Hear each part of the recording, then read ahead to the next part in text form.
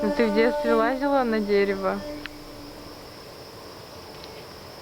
Я помню, как я лазила высоко на чердак, и больно приходилось потом снимать. И я вниз посмотрела, страшно. How does one know where their homeland is? Is homeland geography, or is it a metaphor put together by storytellers who try to preserve a nation? My grandmother Rita turns 80 this summer. She was born and raised in Western Siberia and has been in America for the past 16 years. She's wearing Jomi's sheep shirt with Jack climbing a beanstalk towards giants I fear he'll have to escape. When she was 6 years old, she copied her 10 years older brother Vova and his friends by trying to climb the attic after them, and he always had to go back to put her on the ground as she got scared. Vova became a math teacher but loved writing for his family. Rita became a professor, though always loved music and is still shy about it but good at playing a piano. There were a lot more climbs than just the attic in her life. Soviet hunger, long post-war migration, generational anxieties, the bureaucratic violence of identity papers, and familiar quiet of the traumas. She has spent a lifetime learning to be invisible, yet so present to us, my family. Censorship begins with fear, long before it becomes a law. Fear becomes a tradition, tradition goes silent, and only the silence becomes the official memory. Yet, the official is always the most artificial one. Across the world, image has been policed by giants of power systems and claimed to protect morality, truth, or unity. In 1934 Hollywood, the Hays Code governed American cinema for 3 decades, dictating which desires are moral, which relationships survive, whose identity is a bit or too controversial to be vanished out. It banned everything from interracial romance, queer characters unless punished, critiques of church, and representations of female sexuality outside marriage. During the Cold War, Soviet and American censorship paralleled each other. If one artwork is ideological, another is moral. But both wish to control the image, control imagination, and control the future.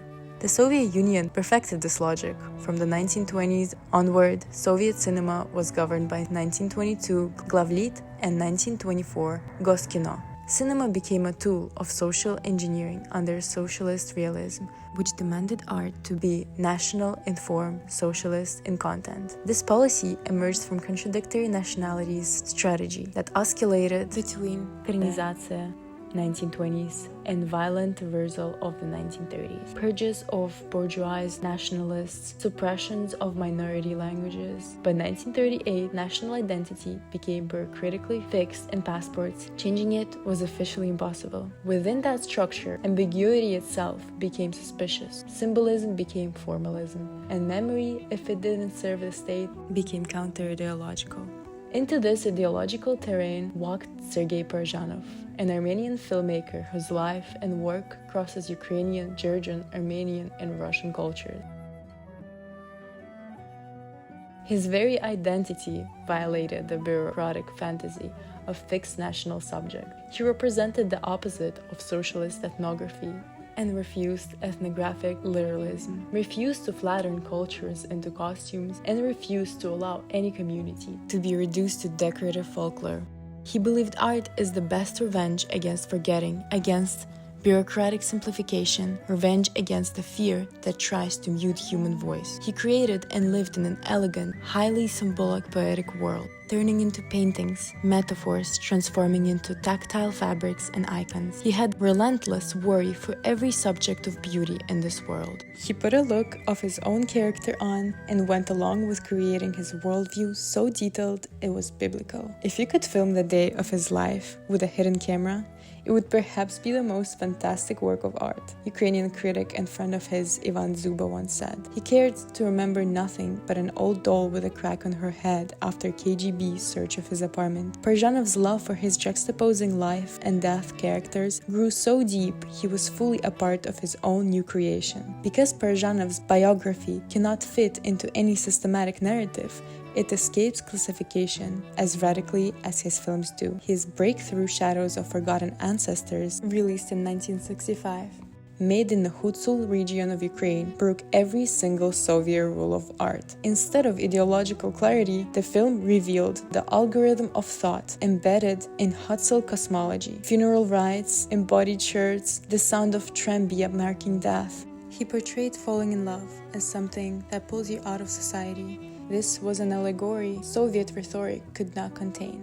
USSR's nationalities policy was built on contradictions.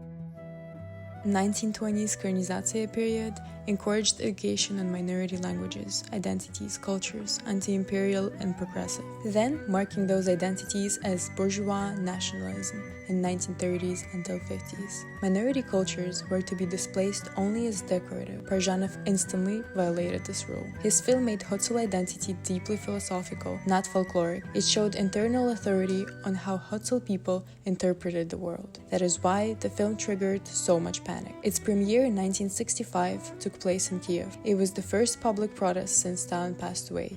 As soon as the applause ended, the KGB documented the event and Parajanov's name went straight onto internal watch lists. His creative future became precarious. The artist still insisted on the cultural interiority of his world building. Since then, Parajanov was under irreversible surveillance. Later, in 1965, came The Color of Pomegranates, a visual masterpiece that refused narrative altogether and escalated this revenge onto philosophical act.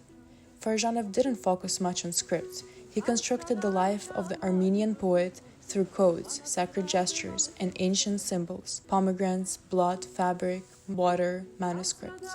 The pictorial logic of the film, its static frames, ritualized movement, and hypersymbolic imagery evaded ideological reading. Soviet censors could not decode it because it refused to speak in state-approved syntax. Where shadows revealed the metaphysics of hostile life, pomegranates revealed the metaphysics of Armenian memory. Another culture, the Soviet state, preferred to keep silent, especially regarding the Armenian genocide. It couldn't be publicly acknowledged for diplomatic reasons. As scholars note, the film became a coded Armenian memorial at a time. Its imagery offered difference through absence, testimony through silence. To the Soviet bureaucratic mind, this was intolerable. Excess symbolism, formalism, national deviation. But the deeper threat was that Parajanov's cinema exposed the contradictions of Soviet rationality, a bureaucratic worldview that sought to control imagination itself. While the vision created by an artist remains timeless to this day, Parajanov was blacklisted and imprisoned for fabricated charges. Parallel to his work, another archival of cultural resistance emerged decades later in the photography of Lida and Misha Suchi. Lida, born into Ukrainian refugee parents, returned to the Carpathian village of Krivorivnya after independence and documented its people for 30 years. Instead of Soviet topography, her portrayals show multidimensional lives of women in traditional dresses, a former political prisoner, children on a riverbank. Their joint animated project, Pictograph, reviews displaced persons documentary into a dynamic filmed memory, an act of resistance against archival erasure. Their work, like Parajanov's, demonstrates that silence is evidence of what the regime hoped we would forget. Today, censorship looks and feels different. It's not a committee office, it's an algorithm. It decides what is appropriate, what is sensitive, what deserves circulation. But the logic remains the same. Regulate visibility, regulate memory, regulate voice. And so I returned to my babuля Rita. In her Pursuit of Freedom drew me a sheep shirt, telling me about memories from 74 years ago that she has never forgotten. There's a metaphor for people she came from. Jewish, Soviet, Slavic, displaced, always climbing towards the light and always pulled back by forces greater than themselves. And there's hope only when lies collapse, when borders shift, when governments appreciate its people, when cultures are rewritten, and when we decide to listen. Memory becomes a homeland when official archives fail.